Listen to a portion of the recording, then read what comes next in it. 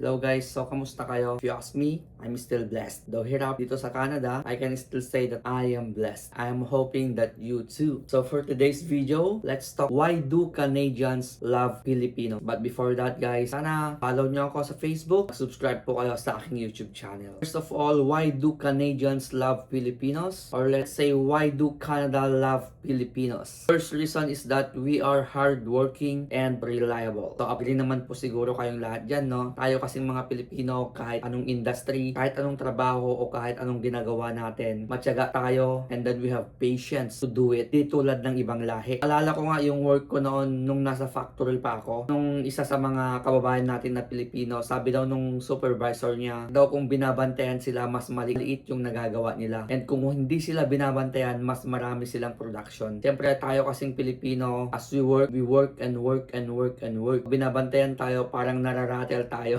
Kaya parang ginagalingan natin, right? Filipinos can work with or without the bosses around. So we should be proud of that. Second reason why do Canadians or Canada love Filipinos, that because of our caring nature. Yes, tayo kasing mga Pilipino ay maalaga, matyaga, tulad ng sabi ko kanina, matyaga sa mga ginagawa natin. So usually kasi karamihan din dito ng mga healthcare workers are Filipinos. Sasabi ko na gustong gusto nila yung mga Pilipino kasi tayo ay maalaga. Yan, kung nakaka-relate ka, share mo naman tong video na to. Third reason why do Canada or Canadians love Filipinos is that we have a positive attitude. Agree ba kayo? Tayo kasi mga Pilipino, kahit hirap na tayo sa ginagawa natin, nagagawa pa rin natin ngumiti. Minsan nga, sinasabihan tayo, merong problema, tapos nakikipag-usap ka sa iba. Ba't ka tumatawa? I don't know too. Because it's our nature. We always smile despite every struggle, despite yung mga hirap na nararanasan natin, o despite yung hirap na ginagawa natin sa ating trabaho. That's why they admired us Filipinos. Kasi kahit gaano kahirap ang buhay, tuloy lang, laban lang, ngiti lang. Kasi ang araw matatapos din at bukas may bagong umaga at bagong pag-asa. Pang-apat na rason kung bakit gustong gusto tayo ng mga Canadians o gustong gusto ng Canada ang mga Pilipino is that we have a strong English communication. Ano ba namang ang hindi magtataka, di ba? Bata pa lang tayo sa Pilipinas, marunong na tayong mag-English. Wala pang nagtuturo sa atin yan. That's how our Filipinos. Parang napapabilib sila sa atin bakit daw ang galing natin mag-English. Though minsan mali-mali ang grammar natin. But this is Canada.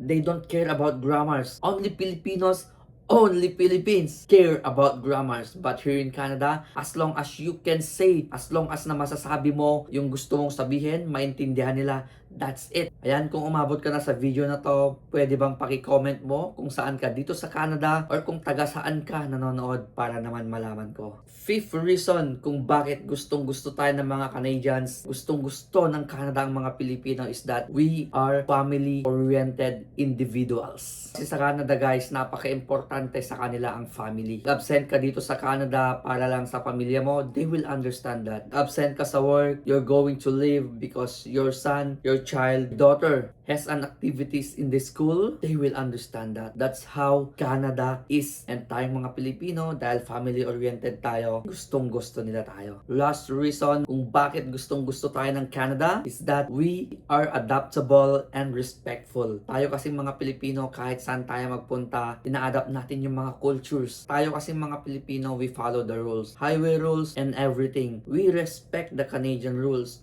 We respect their culture. So, sumusunod tayo sa mga rules nila, sa mga batas nila, and yung mga culture nila, ina-adapt natin. Noon nga, bago ako dito, kumakain pa rin ako ng marami. Pero ngayon, dahil sa culture ng Canadian na konti lang yung kinakain nila, minsan hindi pa sila nagra-rice. Parang sinusunod ko na rin. I don't know if it's only me, pero kung ikaw din, baka pwede namang mag-comment ka. Lamang po for today's video. Once again, thank you for watching up until the end. And kung umabot ka na po sa video na to, isang comment, like, and share lang po. Napakalaking tulong na po yon sa pag-grow ng channel ko, ng Facebook ko, ng YouTube ko. And also, please don't forget to subscribe and follow. Thank you so much and God bless po sa lahat ng mga kababayan natin dito sa Canada.